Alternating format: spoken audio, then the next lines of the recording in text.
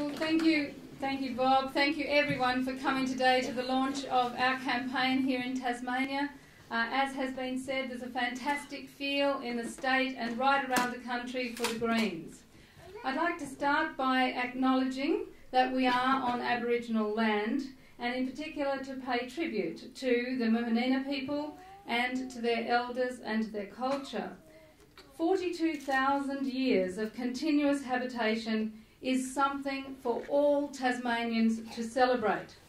As Bob said, as leader of the Greens in Tasmania in the mid-90s, we had the first apology to the stolen generation in the whole country. It took another decade for us to do it nationally, but we did it here in Tasmania. And now, with the discovery here of scientifically and culturally an extremely significant Lower Jordan Levee site, it gives us an extraordinary opportunity to interpret for ourselves and the nation this contribution of the Tasmanian Aboriginal community. And the Greens do not want to be sorry in the future. We want to prevent the desecration of this site before it happens. We want to protect it as part of the history and culture of our common humanity. And so I say to the Prime Minister and to Tony Abbott, come on down to southern Tasmania for a start.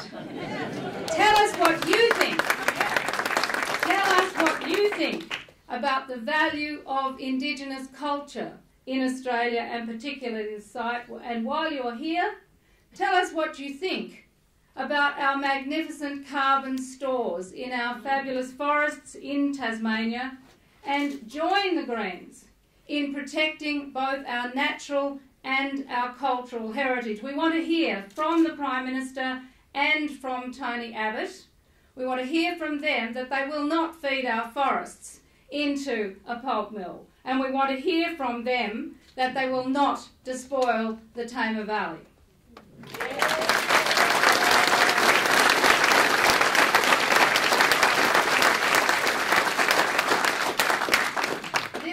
Election has been described by commentators observing both the Liberal and Labor campaigns as boring, being about nothing, a contest between pygmies, as a Laurie Oakes, a comparison of styles, or as Paul Keating said, it lacks the vision thing.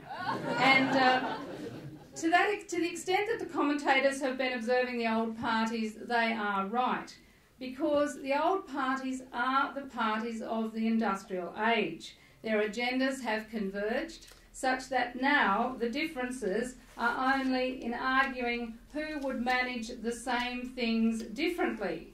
They are the parties, as Bob said, of the old century, and they don't actually understand what's happening to the world right now. They grew out of that contest between Labor and capital.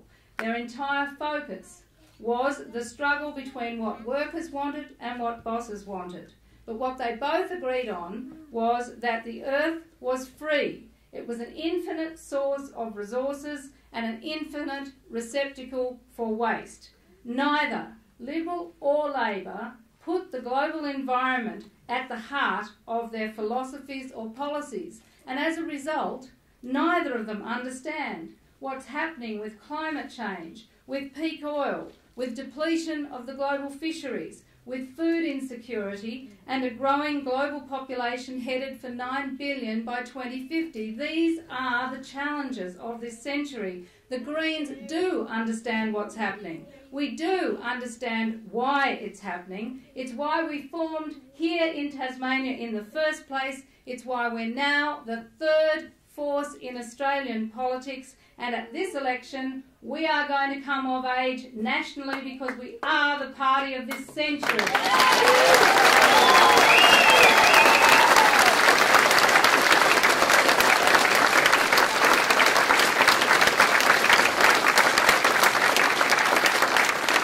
Many of you will remember Claudio Alcorsio, one of our great Tasmanians of the past.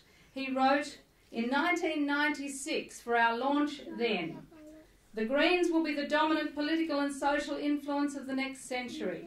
The Greens are the only party understanding the interrelationship between humanity and nature, based on the principle of being part of it rather than on unlimited exploitation. The Greens are the only party with a social program based on human values. The other traditional parties have espoused the gods of money and market. Our grandchildren will look in wonder and disbelief at the blindness of Australia's traditional parties at the end of the 20th century. And Claudio was right. He put his finger absolutely on it. And now those grandchildren that Claudio was talking about in 1996 are voting in this election. And thanks to Get Up, and we are very grateful to them, many more of those grandchildren, many more than the former Howard government and including Tony Abbott would have liked. And as you know, they are the ones who tried to prevent people enrolling for elections because they knew it would disproportionately favour the young. And the young are looking to their future to secure themselves, the planet, and future generations. Now, those young people are voting for the Greens because we've got a comprehensive and internally consistent policy platform designed to tackle climate change. And we're going to do it with all the courage of our convictions. And we offer the hope to those young people. And today, as we are meeting here, they are meeting in Canberra at Power Shift. This is a massive movement of young people from one end of Australia to the other demanding that there be a step change, a whole power shift to actually addressing climate change, and we, the Greens, are with them. They are with us. This is our future.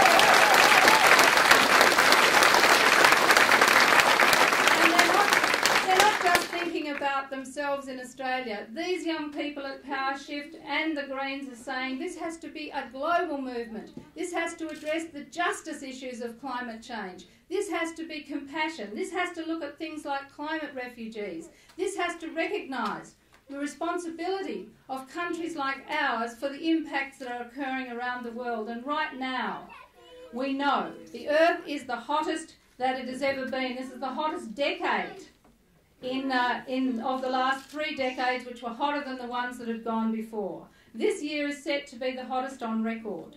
As we sit here, 14 million people in Pakistan have been displaced because of floodwaters. And also this year, Pakistan recorded their highest ever temperature in the old measurements, just under 130 degrees. So that is what is happening in Russia. They have just had the most extreme drought and fires. It is a national catastrophe there. It has wiped out 20% of the grain crops in Russia, and we have just heard that Putin has just put in place a ban on Russia exporting any remaining grain. That has already had a cascading effect, sending the futures market in wild speculation in food prices, which is going to see famine and food riots around the rest of the planet as this plays out. So we cannot, in all conscience, we could not accept weak and ineffective gestures that condemn us all to failure on climate change. We will never accept a 5% target or legislation that would not have reduced emissions from our coal-based energy sector until 2034. That is what they weren't telling you about the Keep On Polluting Regardless scheme, that our energy sector in Australia would keep on polluting, that would keep pumping out there until 2034, and it would only stop then, magically, because by then the Treasury and the government determined carbon capture and storage would be effective, cost-effective and in place. If it wasn't, the pollution would roll on regardless.